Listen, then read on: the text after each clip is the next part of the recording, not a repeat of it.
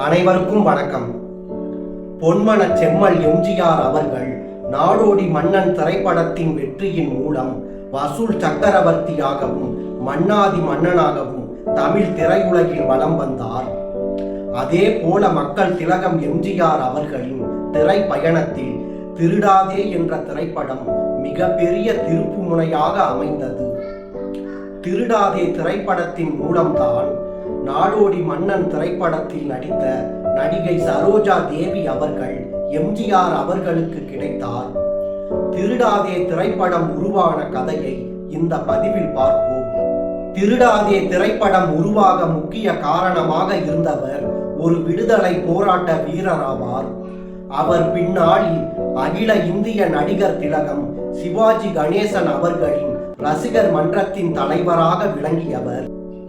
நடிகர் திலகம் சிவாஜி கணேசன் அவர்களை கப்பலோட்டிய தமிழனாகவும் வீரபாண்டிய கட்டபொம்மனாகவும் நடிக்க வற்புறுத்தி அதில் வெற்றியும் கண்ட கதாசிரியர் தயாரிப்பாளர் மூதறிஞர் ராஜாஜி அவர்களின் மாணவர், மேலும் சிலம்பு செல்வர் மாப்போசி அவர்களுக்கும் எழுத்தாளர் கல்கி அவர்களுக்கும் ஆருயிர் நண்பராக இருந்தவர்.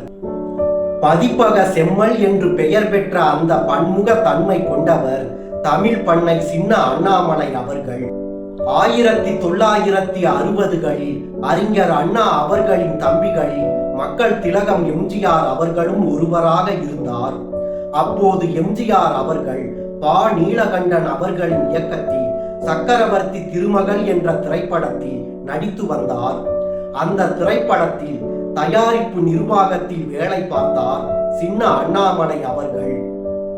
அப்போது சின்ன அண்ணாமலை அவர்கள் மக்கள் திலகம் எம்ஜிஆர் அவர்கள் சமூக படத்தில் நடிக்க வேண்டும் என்று விரும்பினார். அதை இயக்குனர் பா நீலகண்டன் அவர்களின் மூலம் மக்கள் திலகம் எம்ஜிஆர் அவர்களின் காதுகளிலும் போட்டு வைத்தார் சின்ன அண்ணாமலை அவர்கள். ஒரு நாள் படப்பிடிப்பின் இடைவேளையின் போது சமூக கதைகள் முக்கியத்துவம் பெற தொடங்கிவிட்ட இந்த காலத்தில் நீங்கள் இன்னும் வாளை வீசிக்கொண்டிருக்கிறீர்களே என்று மக்கள் திலகம் எம்ஜிஆர் அவர்களிடம் தன்னுடைய பேச்சை தொடங்கினார் சின்ன அண்ணாமலை அவர்கள். அதை கேட்ட எம்ஜிஆர் அவர்கள், இதை நீங்களாக கேட்கிறீர்களா அல்லது வேறு யாராவது சொல்லி கேட்கிறீர்களா என்றார். அதற்கு சின்ன அண்ணாமலை அவர்கள், நானும் எழுத்தாளர் கல்கி அவர்களும் உங்களை பற்றி பேசிக் கொண்டிருக்கும் போது நீங்கள் வாளை வீசிவிட்டு சமூக படங்களில் அதிகமாக நடிக்க வேண்டும் என்று கல்கி அவர்கள் கூறுவார்கள் என்றார். மேலும் நீங்கள் அதிக சமூக படங்களில் நடிக்க வேண்டும் என்பது என்னுடைய ஆசையும் கூடத்தான் என்றார். கல்கி அவர்கள் ஒரு கடுமையான சினிமா விமர்சகர். இதை நன்கு அறிந்த எம்ஜிஆர் அவர்கள் கல்கி அவர்களின் மீது தனிப்பட்ட முறையில் மரியாதை வைத்திருந்தார். அதனால் மக்கள் திலகம் எம்ஜிஆர் அவர்கள் சின்ன அண்ணாமலை அவர்களிடம், நான் கண்டிப்பாக சமூக படங்களில் நடிக்கிறேன், ஆனால் நல்ல சமூக கதை கிடைக்க வேண்டும். அதற்கு முன்பாக கல்கி அவர்களின் பொன்னியின் செல்வன் நாவலை படமாக எடுக்க வேண்டும். அதன் உரிமையை பெறுவதற்கு கல்கி அவர்களின் குடும்பத்தாரிடம் பேசுங்கள் என்று சொன்னார். இதை கேட்ட சின்ன அண்ணாமலை அவர்கள், பார்த்தீர்களா, இப்பொழுதுதான் சொன்னேன், உடனே பொன்னியின் செல்வன் என்கிறீர்கள் என்றார். ஆனால் எம்ஜிஆர் அவர்கள் சமூக படங்களில் வாள் சண்டைக்கு இடம் இருக்காது, சண்டை காட்சியை எதிர்பார்த்து வரும் ரசிகர்களை ஏமாற்றலாமா? மேலும் சமூக படங்கள் என்றால் அந்த திரைப்படங்களில் என்னுடைய பாகவதர் கிராப்போடு நடிப்பது நன்றாக இருக்காது என்றார். உடனே சின்ன அண்ணாமலை அவர்கள் தான் கொண்டு வந்திருந்த பையில் இருந்து ஒரு ஓவியத்தை எடுத்து எம்ஜிஆர் அவர்களிடம் கொடுத்தார். அதை மக்கள் திலகம் எம்ஜிஆர் அவர்களும் வாங்கி பார்த்தார். அந்த ஓவியத்தில் மக்கள் திலகம் எம்ஜிஆர் அவர்கள் மாடர்ன் கிராப்புடன் கோட் சூட் அணிந்து இருப்பது போல ஓவியம் வரைந்திருந்தார் ஓவியர். ஒரு முறை நீங்கள் நவீன மாடர்ன் கிராப்பை வெட்டி பாருங்கள், அதில் நீங்கள் மிகவும் அழகாக இருப்பீர்கள், இது சத்தியம் என்றார் சின்ன அண்ணாமலை அவர்கள். இதை கேட்டு வியந்த எம்ஜிஆர் அவர்கள், நீங்கள் ஒரு முடிவோடுதான் வந்துள்ளீர்கள் என்று நன்றாக தெரிகிறது, ஆனால் கதை வேண்டுமே என்று கிடுக்கு பிடி போட்டார். உடனே சின்ன அண்ணாமலை அவர்கள் கதையை பற்றி நீங்கள் கவலைப்பட வேண்டாம். தேவ் ஆனந்த் அவர்கள் நடித்த பாக்கெட் வார் என்ற இந்தி திரைப்படத்தின் உரிமையை வாங்கிவிட்டேன். திரைக்கதையையும் தயார் செய்துவிட்டேன். நீங்கள் ஒரு முறை படத்தை பார்த்துவிட்டு முடிவு செய்யுங்கள் என்றார். மக்கள் திலகம் எம்ஜிஆர் அவர்களும் படப்பிடிப்பு முடிந்ததும் அன்று மாலையே அந்த திரைப்படத்தை பார்த்தார். எம்ஜிஆர் அவர்களுக்கும் அந்த திரைப்படம் பிடித்துவிட்டது. ஆனால் மக்கள் திலகம் எம்ஜிஆர் அவர்கள் அந்த திரைப்படத்தில் நடிப்பதற்கு ஒரு நிபந்தனை விதித்தார். தற்சமயம் மாலை 6 மணி முதல் இரவு 10 மணி வரைதான் என்னுடைய கால் சீட் உள்ளது. அதனால் நமக்கு தகுந்தபடி திரைப்படத்தை எடுக்க வேண்டும். அதற்கு கதாநாயகியாக நடிக்க ஒரு புதுமுக நடிகை தேவை. அப்படி ஒரு நடிகை இருந்தால் டெஸ்ட் ஷூட்டிங் நடத்தி கொண்டு வாருங்கள் என்றார். அதற்கும் சற்றும் தளராத சின்ன அண்ணாமலை அவர்கள் ஒரு சில தினங்களில் டெஸ்ட் ஷூட் செய்து அதை மக்கள் திலகம் எம்ஜிஆர் அவர்களிடம் காட்டினார். அதில் விதவிதமான பாவங்களில் நடித்திருந்த ஒரு சின்ன பெண்ணை பார்த்து வியந்த எம்ஜிஆர் அவர்கள், யார் இந்த பெண், இவ்வளவு சுட்டியா என்று கேட்டார். அதற்கு சின்ன அண்ணாமலை அவர்கள், இந்த பெண்ணின் பெயர் சரோஜா தேவி. இயக்குனர் சுப்பிரமணியத்தின் மகள் பத்மா சுப்பிரமணியம் அவர்கள்தான் இந்த பெண்ணை எனக்கு அறிமுகம் செய்து வைத்தார்.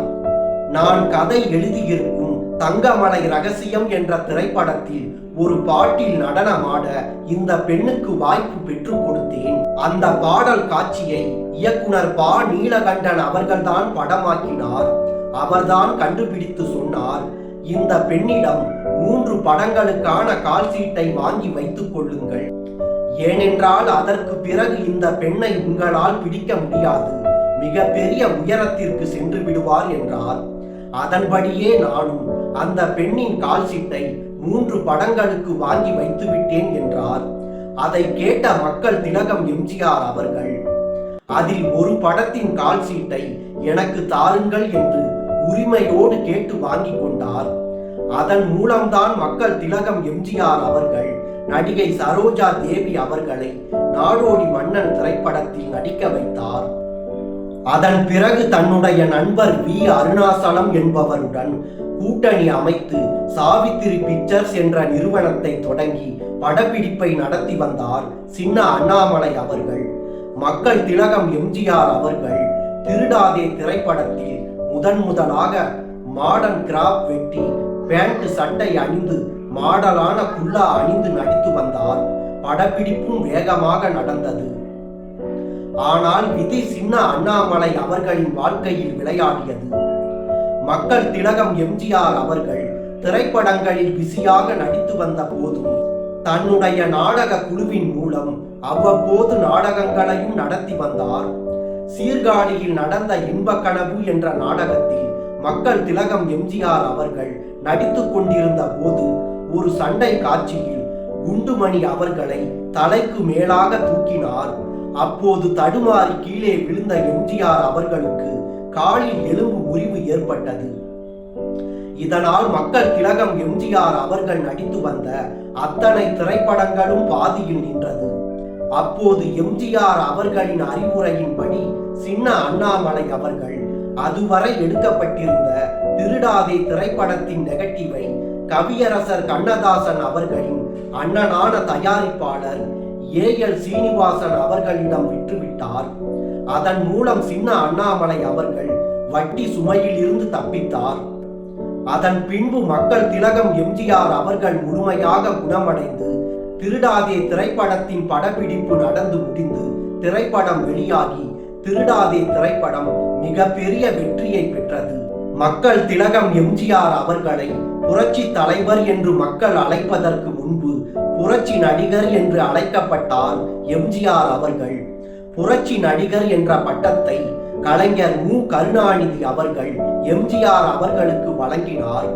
திருடாதே திரைப்படத்தில் முதலாக அந்த பட்டத்தை காட்டியவர் தமிழ் சினிமா துறையில் வரலாற்று சாதனை புரிந்த தயாரிப்பாளர் ஏஎல் சீனிவாசன் அவர்கள்தான்.